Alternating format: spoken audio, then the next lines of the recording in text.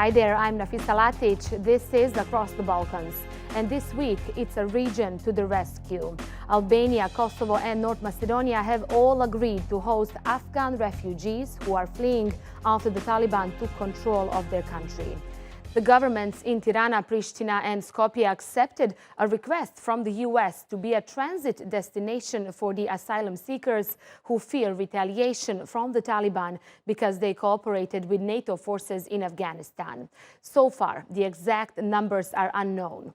Kosovo President Vjosa Osmani confirmed that her country agreed to Washington's request to provide a temporary safe haven without any hesitation.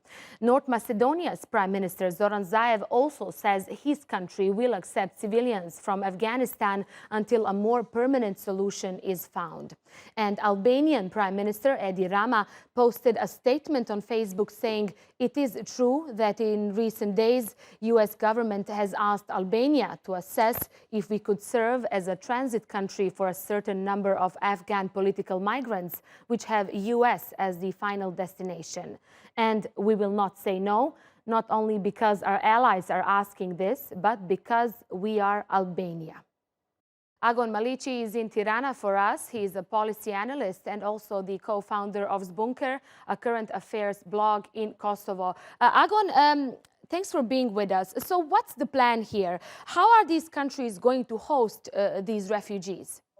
Well, Albania has so far been more specific about some of the details. These have been secret negotiations for a while, since July. But it seems like Albania is going to be housing some of them in student dormitories, some in hotels, and potentially others. What's been reported in the media in one of the camps near Tirana and Durrës, where some of the MEK Iranian people are also being hosted. So these are, at least based on reports, out of Tirana, 300 of them are expected to arrive in Albania today or tomorrow. Meanwhile, the U.S. thanked Albania. The chairman of the U.S. Senate Foreign Relations Committee tweeted, let me read that tweet, I welcome the Albanian government's decision to give a temporary safe haven to those fleeing the Taliban onslaught in Afghanistan. The people of Albania are once again showing the world what Besa means. You have our respect and thanks, end of tweet. Now, Besa is a term in Albanian meaning faith or honor, or keeping a promise. Agon, how much is this move a confirmation that Albanians and Kosovars are reliable partners to the U.S., and will the U.S. be covering the costs? Yes, it is indeed a confirmation for both Kosovo and Albania. This is, it's not only an issue of just strategic interest and cooperating with the U.S. and showing that this is a strategic partnership. I think it's also a very strong sentiment of genuine will to contribute. Both Albania and Kosovo, and especially Kosovo, has benefited in the past, from security provided by others. So. And you can see this by the widespread support, political, both governments and opposition in Albania and Kosovo are in favor of this. In terms of the costs, as I said, these have been mostly secret negotiations. Not much is known. In Albania, it's been reported that NATO will be covering some of the costs, but Albania itself is a NATO member, so it's assumed that it will also be do a little bit of burden sharing and cover some of the cost itself. In Kosovo, the details have been so far, less transparent, but we'll probably find out in the next few days. Since you are in Tirana, what's been the reaction among Albanians to this move by Edi Rama? I mean, we have seen issues in the region when asylum seekers were stuck at the border between Bosnia and Croatia trying to get to the EU. We know the coordination with the EU was not great. Are there fears we might again witness the scenes we saw in Bihać, for example, the city at the border, when the entire camp was set on fire? And is there a concern the countries might become burdened if no permanent solution is found quickly? This remains to be seen. It all depends on how this is implemented. Albania has been managing for the past 2 years. This is not the first time Albania is hosting. It did host the Uyghurs from Guantanamo in the past. Together with the U.S., it did host the Iranian MEK. So this is, Albania has more experience with this, and it's faced disasters like the earthquake with similar kind of housing emergency situation in the past 2 years. So that remains to be seen. So far, the reaction has been, generally positive. As I said, people are willing. Albanians themselves have know what it means to be refugees, so they're willing to help.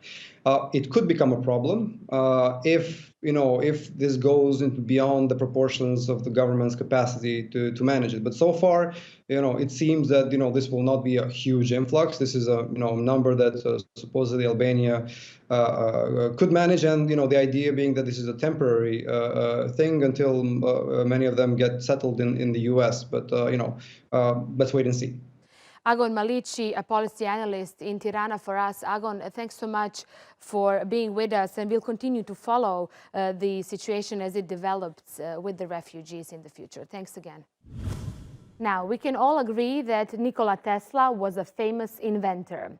But was he a Serb or a Croat? Well, that question is always a charged topic, but controversy has been sparked again after Croatia announced the plans to put Tesla's face on their future euro coins. Serbia strongly objected and says it will take action with the European Union. Now, later in the show, I'll speak with the biggest Tesla expert in Belgrade, who used to run the Nikola Tesla Museum there. But first, Mirna Brekalo has more on the dispute from Zagreb. Croatia is hoping for better fortunes as it prepares to fling the national currency, the kuna, in exchange for the euro. And the EU's newest member state has an idea about how its new coins should look. Šahovnica kao podloga svih kovanica sa, recimo to tako, hrvatske strane, geografska karta Hrvatske, kuna, glagoljica i Nikola Tesla. To bi dakle u praksi izgledalo na kovanici od 2 eura, bit će geografska karta Hrvatske na podlozi šahovnice, na kovanici od 1 eura motiv kune, na kovanicima od 50, 20 i 10 centi Nikola Tesla, te na kovanicama od 5, 2 i 1 cenat bit će glagoljica sa slovima HR. Dakle, to je ono što je važno i želim zahvaliti svima koji su sudjelovali u ovoj anketi. Bilo je čak oko 50.000 ljudi koji su glasali u tom kontekstu. Most of the votes from the public went to Nikola Tesla, one of the 20th century's greatest inventors. Both Croatia and Serbia claim him as a national hero. And the choice has sparked yet another dispute between Balkan neighbors and wartime foes. It's an old American saying, there is no success that's success in itself. And Tesla is a success story. People are now, in globalized world, very responsive to the fact that a name from our part of the world is suddenly a worldwide, well-known, well-accepted and cherished name. And therefore we are ready to, let's say we, quote we, I mean many of the people, including nationalists who are not hardcore nationalists, are ready to forget this little thing that he was of Serbian origin and decide that he is one of the important Croats in history. Nikola Tesla was born into a Serbian family in Smiljan in the Austrian Empire on the 10th of July 1856. Today, the village is part of Croatia. He studied in Graz, worked in Budapest and Paris, before moving to the United States, where he spent the rest of his life and career, gaining American citizenship and passing away in 1943. His ashes were taken to Belgrade 15 years later, and that's where they've remained to this day. The Croatian historian Jakovina thinks that both Serbia and Croatia have a right to claim Tesla, but that they are not the only ones. Nikola Tesla was born as a son of a Serbian Orthodox priest who was educated partially in Croatia and then in other parts of Austria-Hungary, which was a country Croatia was part of. And then he moved to the United States. Tesla became Tesla, or the electricity man, thanks to his discoveries in the United States of America. So I think that at least 3 or 4 countries could claim to be responsible for the electricity we use until today, at least Croats, Serbs, probably Austrians in a way, and the Americans, but he belongs to the whole world. The Serbian National Bank stated that putting Nikola Tesla's image on the national side of the Croatian euro coins would represent appropriation of the cultural and scientific legacy of the Serb people and is therefore threatening to take legal action. The representatives of the Serbian national minority in Croatia think that the reaction from Belgrade is excessive. To je meni bilo donekle neočekivano i jako drago mi je bilo. Pokazuje da ipak nismo otišli toliko dole koliko mnogi od nas mislimo da jesmo. Dakle, da su jednog prononsiranog Srbina građani Hrvatske slobodnim izborima izabrali da ih predstavlja. Vraća malo nade. To je dobra vijest. According to the last census, there are around 180,000 Serbs living in Croatia and they make up just under 5% of the population. Serbs are recognized as a national minority by the Croatian constitution. They have 3 permanent seats in the Croatian parliament and are even part of the coalition government led by the conservative HDZ party. But after the war in the 90s, the heritage of Tesla was more of a burden for Croatia than a source of pride. 30 years ago, HDZ was responsible for demolishing of Tesla's monuments.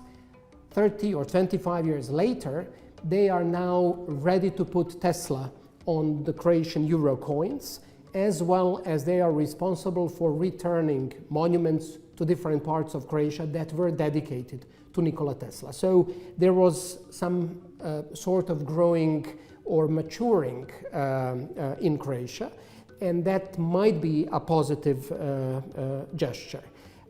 On the other hand, I think that I could partially understand Serbian nationalists who think that there is something sinister in this Croatian move, because 30 years ago, very many people also knew that Tesla belongs to the world, that Tesla was a scholar, a scientist who belongs to the universe. Croatia, with a population of 4.4 million, has been a member of the European Union since 2013, and its citizens are mainly hoping that the euro will bring economic prosperity rather than political turbulence. Ne znam ja u čemu je uopće problem. Znači on je i naš i srpski, pa kaj sad moramo razliku praviti. Pa čovjek je bio od krvi i mesa, isto kao i mi. Nikola Tesla svejedno je poznat je po toj struji, pa neka bude, pa šta? Ako su i ovi drugi bili, pa može i on biti, zašto ne bi bio? Nek samo vrijedi, nek bu euro, ali nek vrijedi, nek bu na slici ko hoće. Paying with the kuna will soon become history as Croatia's planned Eurozone entry date draws near. Last year, Croatia joined the European exchange mechanism known as the Eurozone's waiting room, and the country expects to introduce the euro in 2023. Selecting the design of the coins and the featured motifs is just one small step in the process of entering the Eurozone. Ono što nam zapravo sada predstoji je ispunjavanje maastrichtskih kriterija koje zapravo ispunjavamo već od 2016. godine. Također moramo ispuniti određene mjere, dakle, na koje smo se obvezali, strukturne reforme, dakle, na koje smo se obvezali u određenim područjima. Također to ide prema planu i očekuje se da će sve mjere biti ispunjene do ožujka 2022. godine. The main obstacle will be Croatia's public debt, which reached 90% of the GDP after the coronavirus pandemic. But Croatia expects its GDP to grow by around 5%, on par with the EU average. Croatian citizens are already using euro in the most of the transactions, daily transactions, like buying a flat, buying a car. All the values are denominated in euro already in Croatia. Savings, most of the savings in banks, something like 80%, is also denominated in the euro. What does it mean? Meaning that Croatian people are already very familiar with the currency, used to use it in the daily transactions, and in that respect I do not expect any changes. In fact, only small cash transactions will be changed. A poll by the European Commission in May reported that 61% of Croatians support the switch to the euro. And despite the dispute over Tesla, the Croatian government still seems charged up about the prospect of finally entering the Eurozone. Mirna Brekalo, TRT World, Zagreb, Croatia. Let's get the perspective across the border in Serbia. Vladimir Jelenkovic is the former director at the Nikola Tesla Museum in Belgrade, and he joins us now from Belgrade. Mr. Jelenkovic, thanks so much for being with us. What do you make of Croatia's decision to put Tesla on their coins? Before I directly answer on your question, let me quote Rade Šerbedžija, one of the most famous actors in ex-Yugoslavia, who still is. Actually, he's internationally recognized thanks to the blockbusters in Hollywood. And Rade Šerbedžija was also known as somebody who played Tesla in the TV series, very popular, which was produced in 1977 in Croatia, in the TV series with the same name.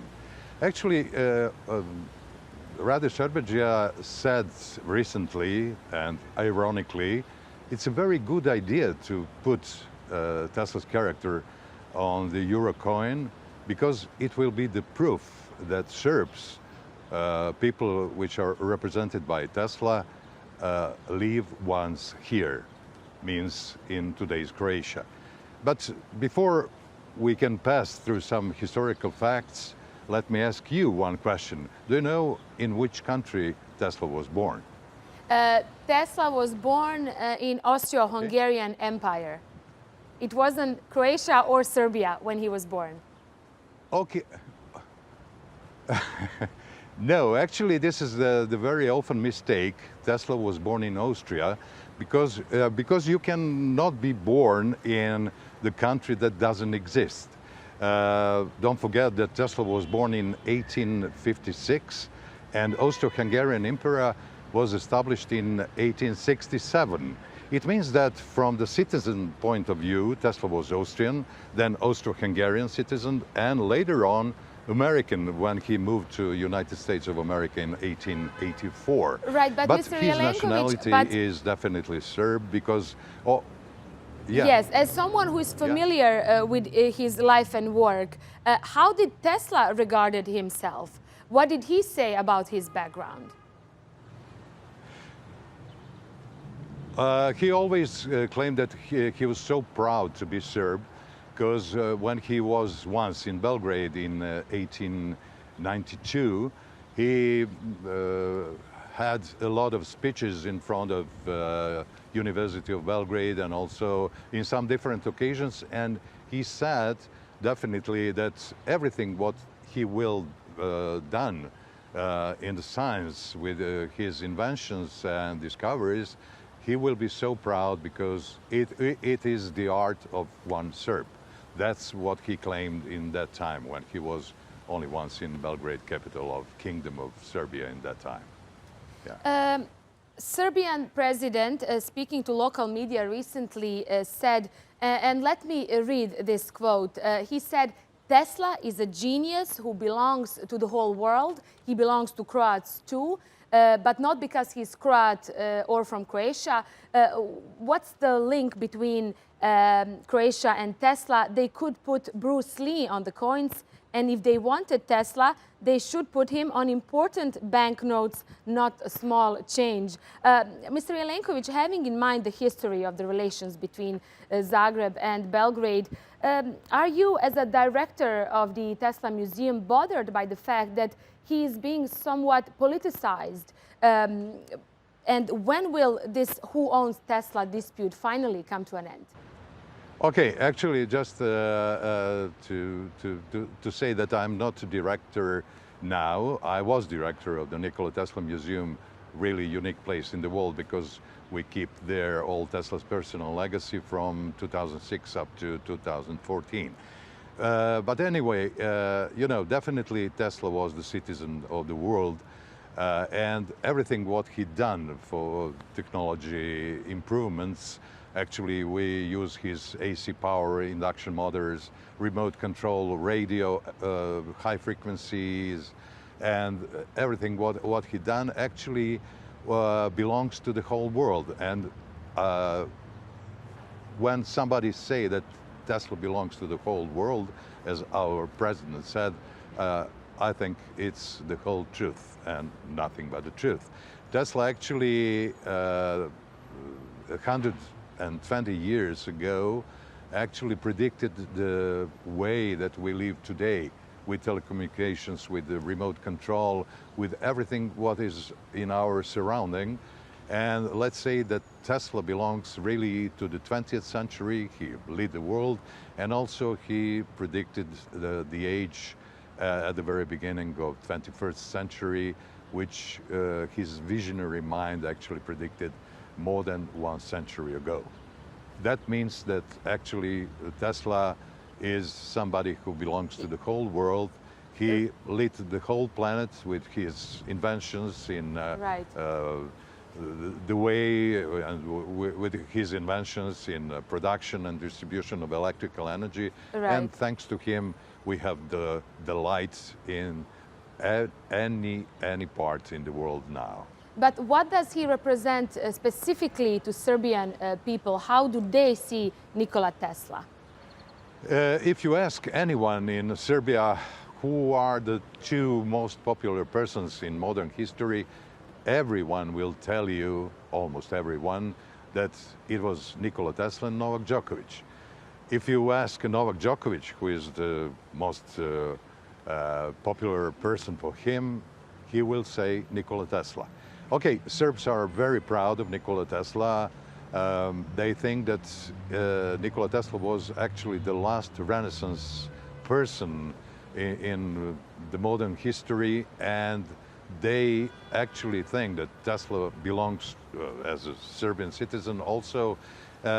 We use a sentence that Tesla is actually Serbian-American inventor because he was born in an Orthodox family in Lika. In that time it was Vojna Krajina, as we say in Serbian. It was military border, one of the provinces of Austria, so-called Habsburg monarchy.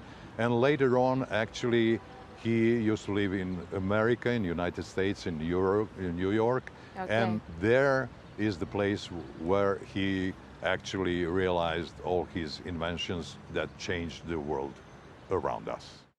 Okay, we have to leave it there for now. Vladimir Jelenkovic, the former director at the Nikola Tesla Museum in Belgrade. Thanks so much, Mr. Jelenkovic, for being on our show. Southeastern Europe's biggest film festival is back. After last year's last-minute cancellation due to COVID-19, the Sarajevo Film Festival has returned. This year, rock superstar Bono made a surprise appearance, joining the celebrities and creative professionals in attendance. The U2 frontman has a long history of raising awareness about the Bosnian War. The festival was founded during the siege of Sarajevo as a symbol of resistance, and up until today, it aims to promote peace and reconciliation in the region. TRT World's Elif Bereketli was on the red carpet for us. It was 27 years ago. A group of film lovers here in the city of Sarajevo thought it would be a good idea to come together and watch movies in order to heal from the memories of the Bosnian Civil War, which devastated the country for 3 years. Their aim was to make Sarajevo a city to be remembered for its arts and culture scene rather than murder, blood, rubble and guns. Almost 3 decades on, and here we are at the National Theatre of Sarajevo for the 27th edition of Sarajevo Film Festival, which over the years became an extremely important event for the city and for cinema industry in the wider region. Every year during the festival that takes place usually in summertime, the city turns festive, and this year feels especially so as last year's festival was pushed online due to the pandemic. There were 2 opening movies this year in Sarajevo Film Festival, both tackling the effects of COVID-19 on people's lives and economies in the region. Letters from the Ends of the World collects video stories from 13 authors. They're all graduates of the Sarajevo Film Factory, which was run by legendary Hungarian film director Bela Tar, telling their experiences of lockdown and isolation during the pandemic. The other opening movie, Not So Friendly Neighborhood Affair by Oscar-winning Bosnian director Danis Tanovic, is set in the famous Baščarša neighborhood of Sarajevo, telling the rivalry story of two Chevabi restaurant owners. There are more than 40 films this year in the competition program, all aiming to get the Heart of Sarajevo award. 8 out of 10 films competing for the best feature are debut films with 8 female directors. This is the youngest lineup ever, and the gender balance is actually exemplary for Sarajevo Film Festival and for the region. The much-loved German film director Wim Wenders is getting the honorary Heart of Sarajevo award. He is currently in the city, just like many other stars, including U2's Bono. He is, just like others, watching the best art house movies coming up in the last year in the region, exchanging ideas, holding debates, basically making the dreams of the pioneers of this festival come true. Thanks for watching this episode of Across the Balkans. Hope to see you next time. Bye-bye for now.